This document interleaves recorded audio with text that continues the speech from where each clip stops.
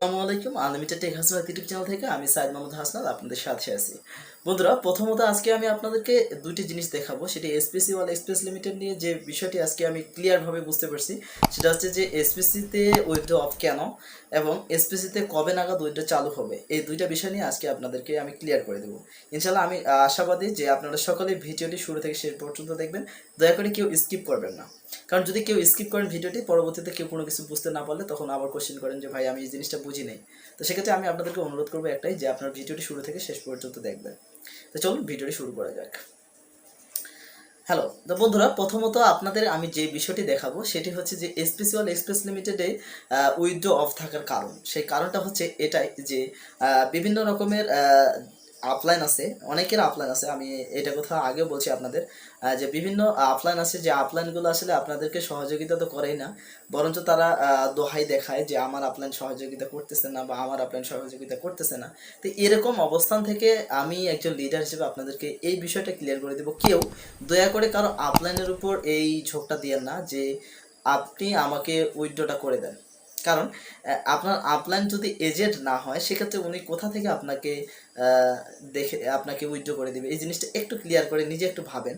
হ্যাঁ, দ্বিতীয় কথা যেটা, সেটা হচ্ছে যে অনেকেই বলেন যে আমি একজন মানুষকে অ্যাকাউন্ট খুলে দিছি, সেক্ষেত্রে তার যে অ্যাকাউন্ট খুলে দেওয়ার পরবর্তী ধাপগুলো হচ্ছে আমার এটাই, যে আমি আপনাকে অ্যাকাউন্ট খুলে দিছি, পরবর্তীতে আপনি কীভাবে কাজ করবেন এবং কি অন্য মানুষকে কীভাবে জয়েন করাবেন, সেখান থেকে উইথড্র কীভাবে পাবেন, এবং কি আপনাকে সর্বোচ্চ একবার শেখরে পৌঁছে দেওয়া, প্লাস এখানে যা আপলাইন যদি সতর্ক একজন কি বলে যাকে না হয়, সেক্ষেত্রে মনে করেন যে আপনাদের উইথড্র সমস্যাগুলো হয়ে থাকে। তো আসলে আমি আপনাদের একটা জিনিস বলি, সেটা হচ্ছে যে উইথড্র সমস্যাটা সমাধান করার একটাই উপায়, সেটা হচ্ছে আমাদের ম্যানেজমেন্টকে ঠিক হতে হবে। এক নম্বর যে বিষয়টা আমি এতদিন ধরে আসলে ভিডিও বানাইনি, আপনাদেরকে একটা কথা বলছি যে আমি আসলে ভিডিও না বানানোর কারণ আছে, কারণ এসপিসি ওয়ার্ল্ড থেকে নিয়ম এরকম আছে যে কেউ যেন এসপিসি ওয়ার্ল্ড সম্পর্কে বাজে কোনো মন্তব্য যেন না করে। অবশ্যই তাকে সতর্ক থাকতে হবে যে এসপিসি ওয়ার্ল্ড এক্সপ্রেস লিমিটেড একটা ভালো কোম্পানি, একটা বড় কোম্পানি, কিন্তু এই কোম্পানিটার একটু ত্রুটি দেখা দিচ্ছে ইদানিং। সেই ত্রুটিটা আমি বলবো এটা ম্যানেজমেন্টের একটা দোষ বলা চলে। কারণ এখানে আমরা সাধারণ মেম্বার, আমি যদি বলি একজন লিডার হিসেবে আমি একটা কথা বলবো যে আমার আন্ডারে যে মানুষগুলো আসলে কাজ করে, এখন আমি চাই যে তাদের উইথড্রটা কীভাবে আমি একজন মানুষের কাছ থেকে উইথড্র করে নেব। সেক্ষেত্রে আপনাকে বলছি, আপনাদের সকলকে বলছি আমি, যে আমার নিজের এজেন্ট আছে এবং কি আমার রুমমেটই এজেন্ট ছিলেন, আমার আপলাইন এজেন্ট। তো সেক্ষেত্রে আমার উচিত যে তাদের সাথে যোগাযোগ করা। আমি যোগাযোগ করছি, আমি আমার যথাসাধ্য আমি চেষ্টা করছি যে আমি ভাই আমার যারা যারা মেম্বার আছে তাদের উইথড্রটা আপনি যত সম্ভব তাড়াতাড়ি করে দেন। তো সেক্ষেত্রে আগে যতগুলো উইথড্র ছিল তাদের প্রত্যেকের উইথড্র আলহামদুলিল্লাহ আমি দিতে পারছি, প্রত্যেকের উইথড্র দেওয়া হয়েছে। কিন্তু ইদানিং বলতে সেটা কবে নাগাদ বলা চলে যে 1.5 মাস এখনো হয়নি, তো 1 মাসের কাছাকাছি, 1 মাস আগে কিন্তু পেমেন্ট আমি দিছি, প্রত্যেকের পেমেন্ট দেওয়া হয়েছে। কিন্তু তার পরবর্তী 15 থেকে 20 দিন আগে যে ঘটনাটা ঘটছে, যে এসপিসি ওয়ার্ল্ড এক্সপ্রেস লিমিটেড নিয়ে মানুষ বাজে বাজে মন্তব্য করা শুরু করে দিল।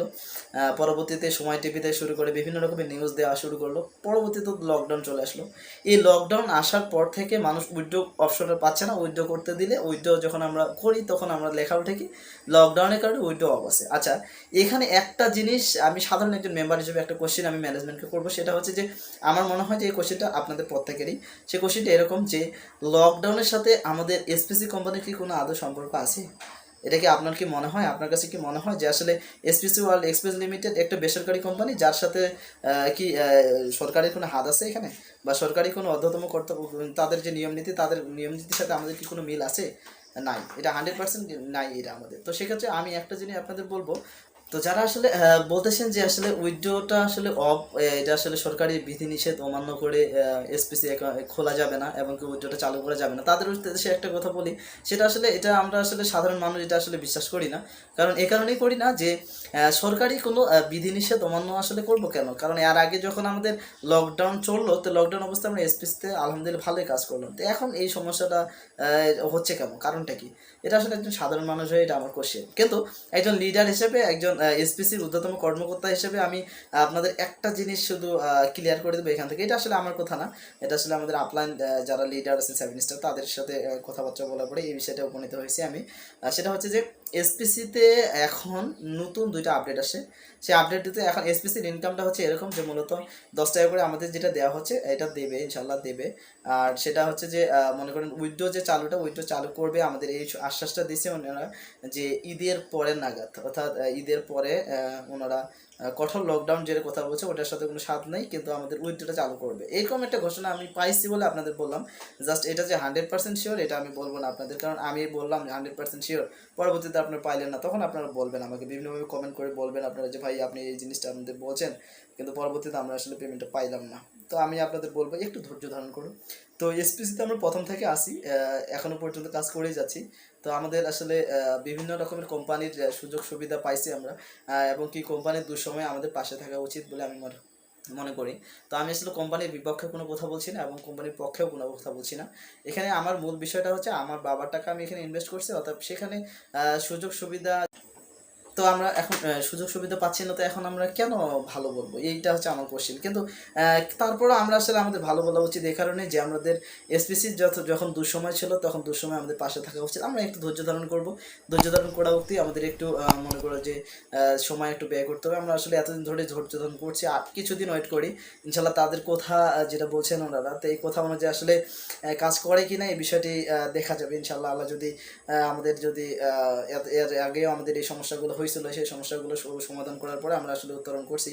তো আমি দোয়া করি সকলে ভালো সুস্থ থাকুন এবং কি এসপিসি ওয়ার্ল্ডের সাথে থাকুন। পরবর্তীতে যে নতুন যদি কোনো আপডেট আপনাদের জানানো থাকে সেগুলো আমি অবশ্যই আমার চ্যানেলে দিয়ে রাখবো। আপনারা সকলে আমার চ্যানেলটিকে সাবস্ক্রাইব করে রাখবেন এবং কি পাশে থাকা বেল আইকনটি ক্লিক করে রাখবেন, কারণ সকল রকমের ভিডিও নোটিফিকেশন যেন সর্বপ্রথম আপনার কাছেই যায় এবং কি প্রথমেই যেন ভিডিওটি দেখার পরে আপনি যেন আপডেট জিনিসটার জন্য জানতে পারেন। আর অন্য কোনো চ্যানেলে আপনারা যদি এই ভিডিওগুলো দেখেন আপনারা, সেক্ষেত্রে তারা কেমনটা বলবে আসলে আমার সেটা জানা নেই। তবে আমি একটা কথা আপনাদের বলবো যে এসপিসির ঊর্ধ্বতম কর্মকর্তাদের সাথে সবসময়ের জন্য উঠা বসা করি, আপনারা সকলে অনেকে জানেন। তো সেক্ষেত্রে আমি বলবো যে আপডেট যতগুলো নিউজ আপনারা পাবেন অবশ্যই আমার এই চ্যানেলটাকে থেকেই পাবেন।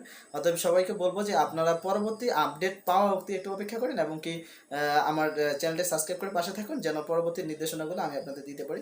তো এই পর্যন্ত আজকের ভিডিও, সকলেই করোনার এই দুঃসময়ে ভালো থাকবেন, সুস্থ থাকবেন। আসসালামু আলাইকুম।